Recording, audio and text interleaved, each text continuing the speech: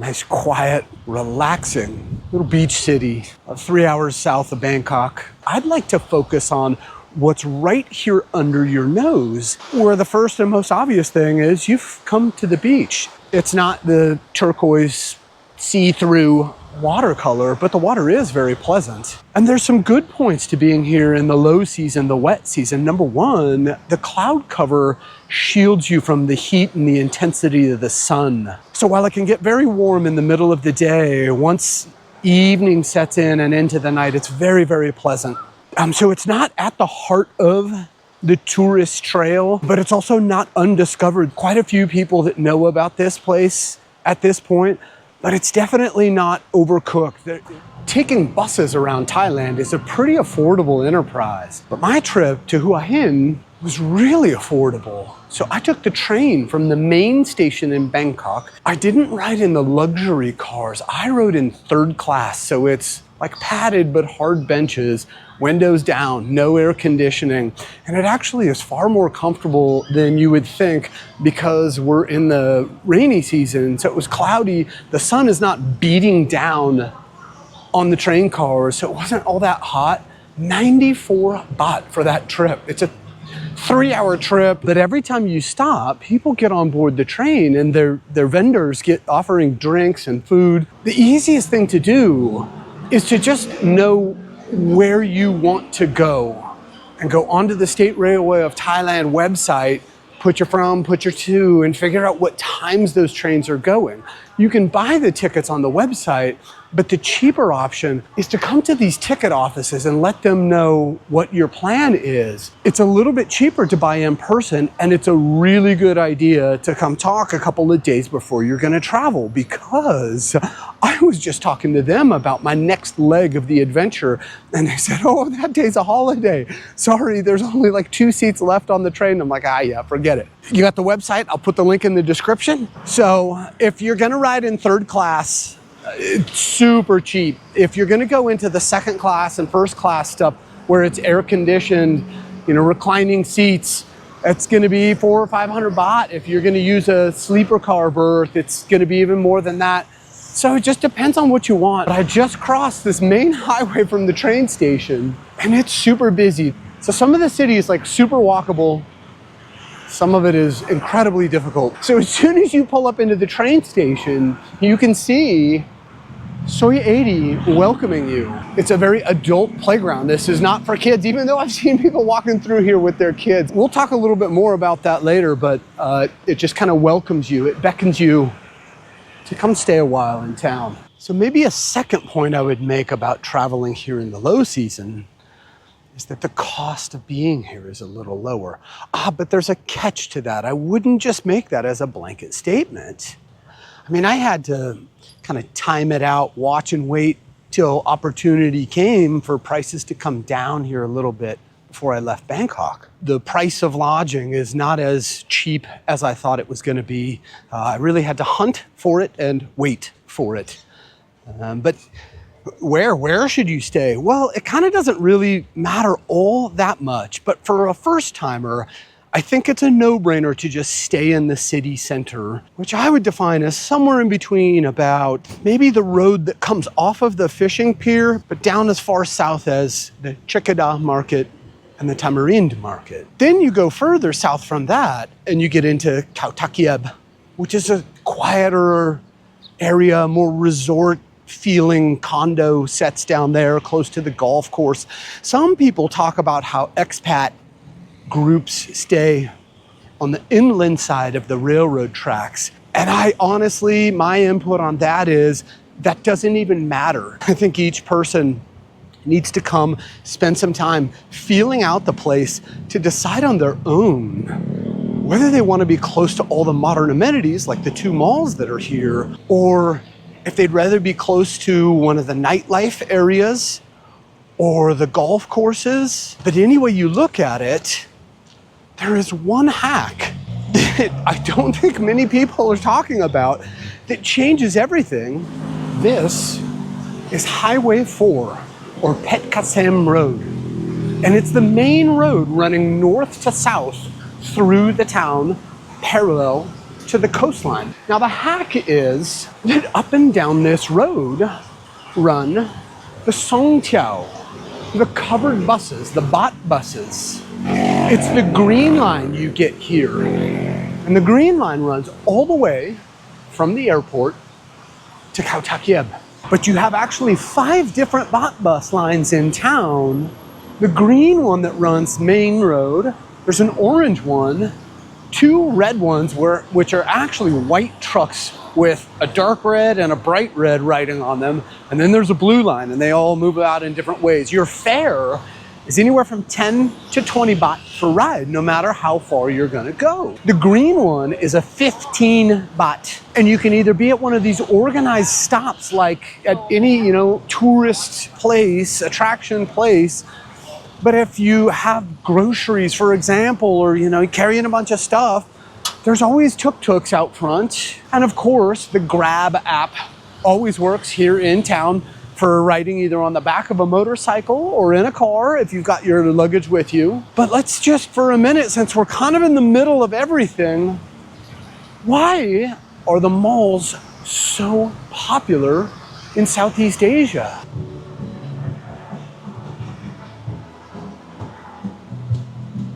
So we're descending down into the basement where we'll start our conversation. The reason why they're so popular is the same reason you might want to stay or live really close to one of the 2 malls here, maybe even in between the 2, just to be able to change it up from time to time. Here's the thing, they're livability centers. There's an entire food court with local foods, cheap prices. All the locals are hanging out here, and all the tourists and expats. I mean, they've got barber shops, they've got optometry shops, they have pharmacies, they have department stores, they have home goods stores, your sporting goods, camping goods, and outdoor gear. So in my case, I came here for a bag of oats because as time goes on, there are just things back home that I want to be able to have, as boring as that makes me sound. And whatever your thing is, that is where you're gonna kind of gravitate if you're staying in Southeast Asia for a long time. Eventually, the malls become part of your thing. But let's just use Occam's razor for a minute. It's air conditioned in here. It's climate controlled. There's a fair amount of locals that don't have it, can't afford it. And so this is a place that they can come gather. Of course it makes sense, but there's other points. Malls here in this part of the world, they're kind of like the upside down from what you know and are used to in the United States, at least, where if eating the food at a mall is a decision you would make out of necessity. But here, it's one of the best decisions you can make. Out on the town, the food is so good. So if you're looking at a map, obsessing over where to stay, where to live, there are plenty of people who want to be close to the mall for a lot of practical reasons, especially if you have kids traveling with you. It just offers everything you need, right? But you don't have to obsess too much now that you know the green line runs up and down the main road, because what that means is you can stay anywhere along that line and you have easy access to these modern amenities. Now I'm gonna leave a link in the description to 2 of the web pages I found that try to map out those routes. And if you're watching out there and you know something official, I can't seem to find it. Here in Market Village, you've got all the food and souvenirs down in the basement floor. Then on the first floor, it's a lot of fashion stuff and the supermarket. But here on the top floor, you have all the IT and telephone shops that you can buy all your peripherals. And if you have a brand loyalty, each of the brands have their own shop, plus there's telephone stores if you need to get a SIM card renewed. All of the banks are here on the top floor. And get this, there's even like a modern cinema and a gym. So for some people, being really close to a gym facility is important. So the Bluport Mall also has one of these covered walkways to get you safely across. And interestingly, conveniently enough, you have a controlled traffic stop crossing, even with security to help keep you safe.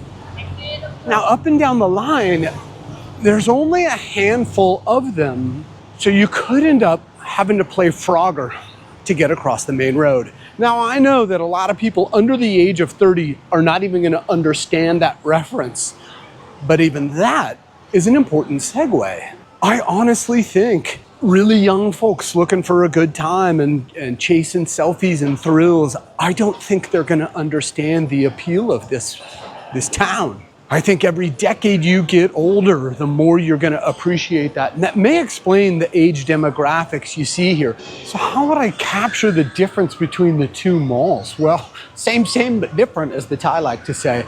But at least in Bluport, they do have some of the clothing major brand names. But those are on the way in the other mall too. Now, there's a little more like kid play stuff here in this Bluport mall on all of the floors. It's really kind of impressive.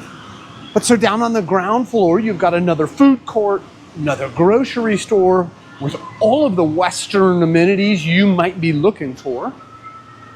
Jewelry stores, again, optometry, skincare and cosmetics.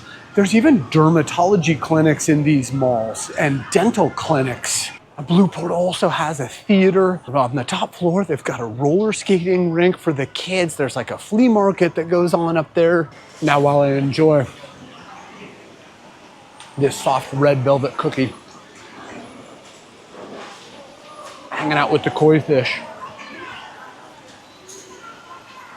you have completely different yet the same food offerings at each of the different malls. But know that whether you're traveling with family or kids, the food options are limitless, so to speak. You just have so much of the Thai food, but also the Western options and desserts if you need to get the fix.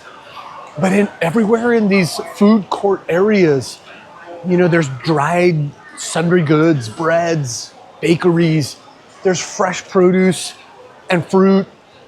And even down here, what's happening is they're getting ready for like a food festival. That's going to be a good time. So there's just so many choices to be had. You got the mango sticky rice, the satay, fruit smoothies, the sausages, and that just leads you right into the big C, where you can get all of the packaged goods you need, fresh food too, like normal dessert stuff that we're used to, but with an Asian spin on it. You can even get a durian flavored blizzard. Oh, that's wild. But now that we've started talking about food a little bit, why don't we make our way over to some of the street markets? So here's how this works. If you don't catch it at the organized stop, you can catch him just by waving him down and jump on the back.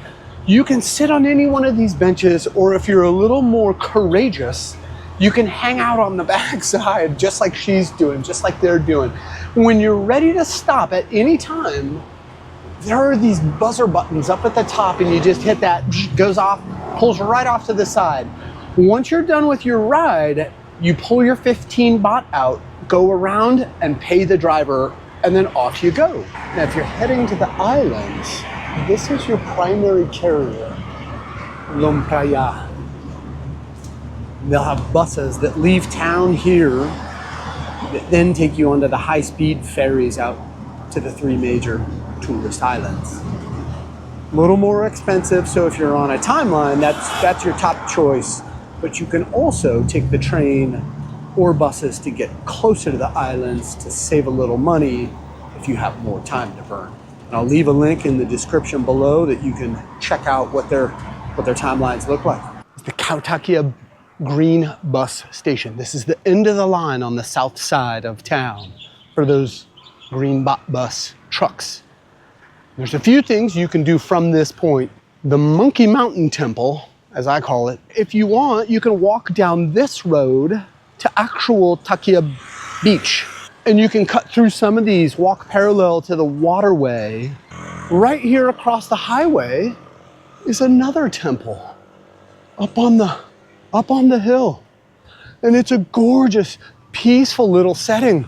So you travel down this road towards Songthaew Beach. There's a lot of condo, villa, resort options you know, as you get close to the golf course. So you would just have to either be walking it to this bus station if you're then gonna move into town, you know, for the activities, city center stuff, or take a taxi to this point. So here at the Monkey Mountain Temple, there are several local restaurants right here on the cliffside. Great views of the sea. So on the main road that goes up to the Monkey Mountain Temple, you stop in, get some of the fresh catch seafood. I mean, they're grilling it. Fresh catch right now. Sure, it's a little more expensive than the food stalls that you have sometimes, but it's so fresh. And how do I know? Well, so right on the waterway, you can watch these fishing boats come in and out at all times of the day. So stop on by.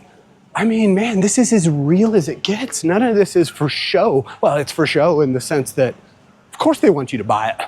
And you should. Patronize your local small fishermen. It's really cool to watch everything happen here. I think it could be quite worth your time. Stop in here in the in-between space while you're having a temple day. So across the highway from Monkey Mountain Temple is a second temple complex. Far less traffic comes over here. Now the great thing about both of these temples is they're free to get in. You don't have to pay anything. You just have to find your way down here.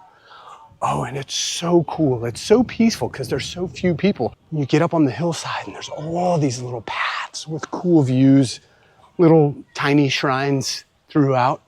So worth coming up here. So do it. You can, of course, make donations, offerings in different places at both temples. So one of the major pickup drop-off points where the buses will actually wait to fill up is here at the night market, the Hua Hin night market. And you just go to the one at the front and they'll take off once it's semi-full. This night market, it's 2 blocks long. It's on Hua Hin 72 or Soi 72. The night market runs 2 blocks from Het Kasem all the way to the railroad tracks. And you can get some fresh caught seafood. Oh. Now that is gonna be a little more expensive, as are some of the food options up and down this line, but have I got a secret for you? So if you make your way all the way towards the railroad tracks and take a right-hand turn, there's an entire line stretching for the equivalent about a block of more food options. There's a lot more local people hanging out in these restaurants. Prices are a little bit better, but then if you keep going, it can be a little dicey crossing the main road that intersects, but beyond, there's a whole nother street of really, really good food options, and I recommend you check it out. If you don't see anything you like on the night market strip, or if you're here for some time and you just need some variety thrown into it, all of this stays open, you know, till about 10 o'clock at night, then it's starting to shut down pretty quick. But here's the thing, in the first block of the night market, coming from Het Kasem towards the railroad tracks, about halfway down the street, there are 2 entry points to the Chatsila night market. And they're kind of subtle. Most people just walk right by it because it does just look like more vendor stalls for souvenirs, etc. It looks like you're not going to see anything special down there. Here's the second one. Oh, you can see a little corridor. So come on, let's go see. Now this can be tricky because as you're getting towards the end of it, it looks like you're just hitting a wall, but you're not. A whole new world is about to open up. This is the Patio Oldtown. So it's connected to the actual night market, street market. So nice. Every night it's open, live music. I think that they're closed on Tuesday nights? Not sure. What a great place to hang out. Some vendors with clothing crafts, lots of restaurants. Now, one of the crazy things that happens, because I have spent every single evening walking around from night market to night market, is you never really can tell where the action is gonna be at. It's a really strange thing. It's never evenly distributed crowds. It's always one place has a really light crowd and another place has all the people hanging out. Welcome to the Pae Mai Tuesday night market. It's much more local than the rest of the markets. You will see other foreigners here. So the price of the food you're gonna get here is much more what you were hoping for. Now, there are taxis out front, kind of motorcycle guys on offer.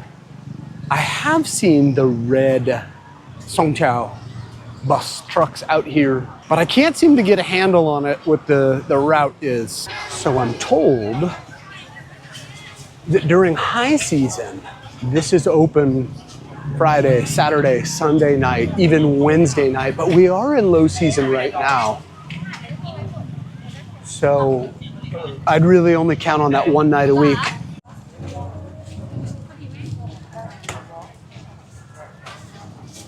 But almost anything you can imagine is on offer here.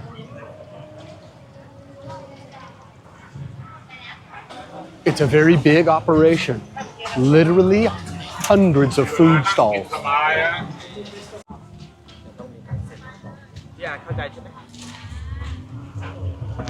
So back behind the warehouse building is a whole, it's vendors, you know, clothing, secondhand clothing, everything you could imagine from a normal market. It's pretty big. It'll take you a half hour or more to get through it. So officially it closes down at 10 o'clock at night. This is the grounds of the Cicada Market. Now you might pronounce it, or I might pronounce it, Cicada. But if you're asking a driver to get you here, you need to pronounce it Cicada. And it's kind of in a big loop. So right here in the middle, you'll have all these food vendors. Sometimes there's like theater live performance stuff going on. This is a really bougie setup. It's really cool, the way they've got it lit at night. So it's Friday, Saturday, Sunday night that this happens. And there'll be all kinds of craft and art vendors around the whole perimeter of the place. The food is a little more expensive at this one, and you don't pay cash really at any of these stands. They have these ticket coupon boxes. Buy them and then cash them back out before you go. Just a few steps away, further to the south, there's a whole nother adventure. Thursday through Sunday nights, give you a full look around. Starting at 5 o'clock in the evening, they got some drinks up front, desserts and snacks, food, all the way around like a giant horseshoe.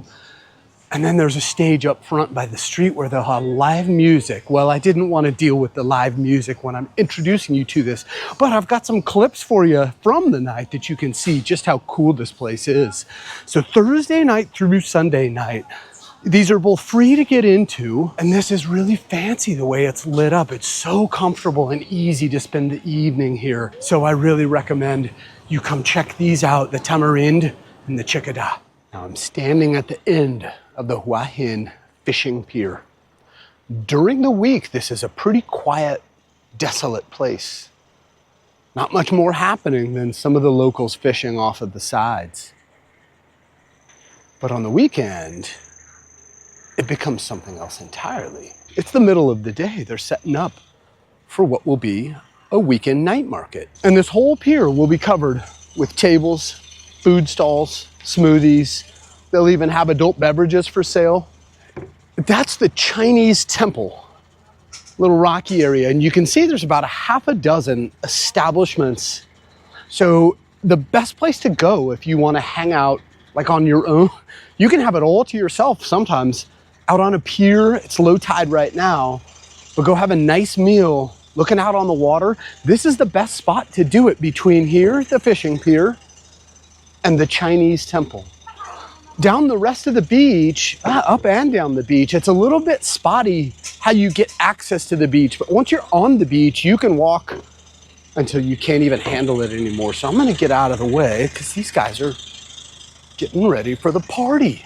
It's really a nice thing, especially when it cools off in the evening. You get this breeze out here. So the maps are gonna make you think that you go down this street right here to get to the pier, but you don't. So let me save you some trouble. As much as it looks like you're not supposed to go this way, this is how you get out to the fishing pier. So So just in case you're wondering, here's the room I stayed in for the most of the time I was here. Comfortable, queen size bed. Plenty of storage. Plenty of storage for my things. Agoda was able to beat their prices, their cash prices when promotion was on. But most of the time I just paid the cash rate, which during the low season right now was 600 baht a night. Shared bathroom, but pretty good. Several toilets, showers.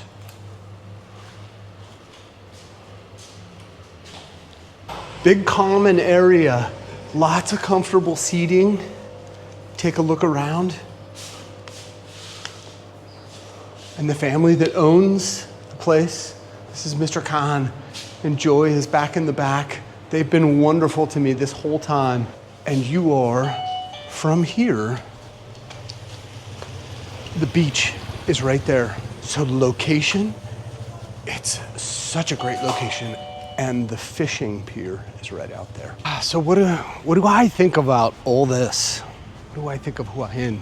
Well, it's definitely very high on my list. I could easily see myself spending quite a bit of time here. But how would I go about doing that? Well, shooting from the hip a little bit, you could find cheaper, more local apartments on the north side of Central City. You know, think Soi 55 up to 51.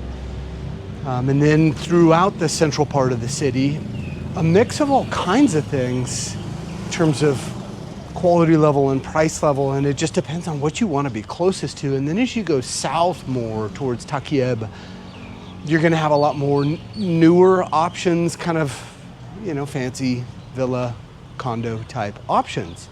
The thing is, so many of these places are not listed anywhere. You have to actually go and talk to the rental office, get the phone number, do a tour, make arrangements on your own. And that can be a good thing, forcing you to do the footwork of exploring the neighborhoods, the areas. So I'll put a couple links in the description below of places where you can get an idea for what is available for longer term rent. But that would be my best advice, because if I decide to do it, that's what I'm gonna do anyway, is come back, talk to, you know, actually explore the buildings. Definitely not for everybody, so I wouldn't recommend making huge commitments before you have some time to really feel it out. So I hope that helps a little bit as far as advice, like just take it slow, make sure it's your jam, make sure it's your vibe. Again, this is low season, there's not a ton of people here right now. So does it change a lot during high season? I don't know. I imagine it does. They say it gets pretty busy and the prices go up. So you would want to be doing those long-term arrangements at this time of year when demand is low, prices are low, and have yourself set up for the long-term through high season. Now, if you want a night market that's a little more local, come on down to Baan Khun Por. Where I'm standing is at the edge of Soi 88, but really everybody calls it Soi 94 because 94 is a big loop. Anyway, every night, live music until midnight. And you know it's more local because the band never plays Western music. They're only playing popular Thai music. So it's a really good spot. The food is good, it's affordable. If you're gonna be drinking beer or liquor, this might be the most affordable place in town that I've seen anywhere in the central part of the city. I don't know if you can hear me, but it's a pretty rockin' scene in here right up until midnight when they have to shut the music down. But even after midnight, all of the food carts are gathered here on the corner because actually the vendors inside stop. They start cleaning up at like 11 o'clock, 11:30. But people are having a good time and they're still hungry late. Just to give you an idea of what it looks like in here. And starting from the north, moving south, we have Soi Bentabat, walking street district. And I say district because it's not just a single street, it's really more of a square. So Soi Bentabat up to Soi Salakam.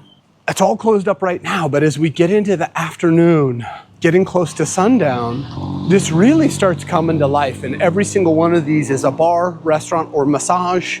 And no matter what your feelings are about any of this, it's not as seedy as you probably have been led to believe. And it can be a lot of fun. But my best advice is move slowly, because just because there's 100 or 200 girls like, hey, handsome, that does not mean I'm handsome. So all of these, there's bars tucked back behind, and the district itself stretches out for a couple few blocks in all directions away from the square of what everybody calls Bintabat. So there are smaller hotels clustered around this area. It's a thing to see and behold and experience. Now, officially, everything closes down about midnight. And they'll pull the doors down on the bars if people are still, if they're still selling a lot, just to keep it out of view, quiet it down. The other place, further to the south, is Soi 80, which is just a single block walking street. There are also lodging options near there. And then as you go further south from that, Soi 94, which has a curve.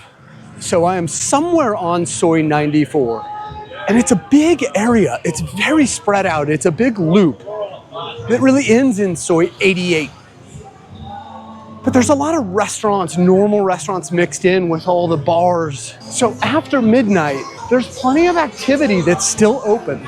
But what you have to do is keep your eyes and ears peeled, because everything that's up against the road shuts down. But then back a bit, all the way around the loop, there's all this activity.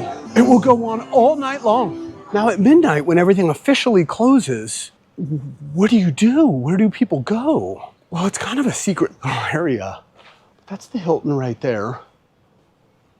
This is the Mai Tai Club, the Il Barretto Bar and Restaurant.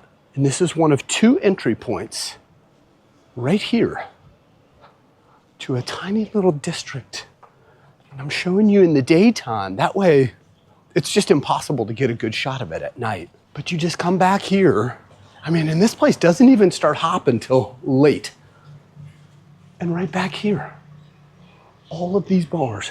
So in the middle of the day, it's totally shut down. It's totally asleep. It's a complete mess. You wouldn't even think anybody's supposed to be back here. But come like 10:30 tonight, some of the bars start opening up.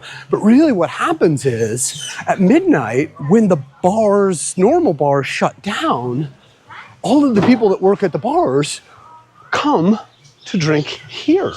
So this is the second entry point or exit point. And I'll put the street name down below. But this goes out to the beach. It all looks really normal right now, just a pathway to the beach.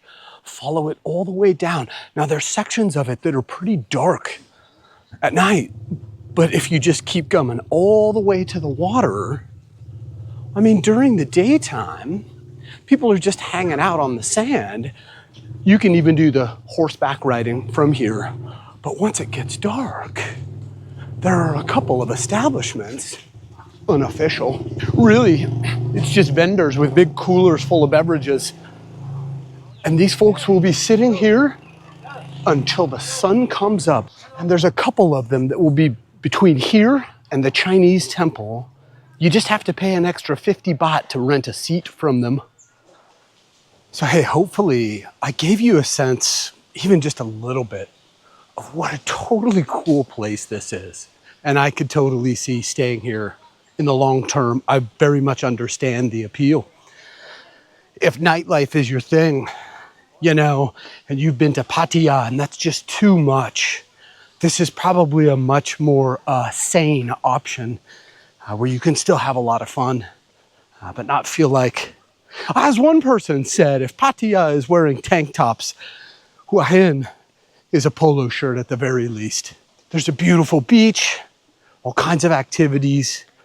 There's plenty for families. There's plenty for retired people, and even those of us in the middle somewhere. Part of my goal was, before you spend the money, the time, and invest the risk into renting a motorbike or, traveling all these distance for questionable results, there's just so much fun, cool stuff to do around town. Just hanging out. That said, it's time for me to log out, and I'll see you in the next town.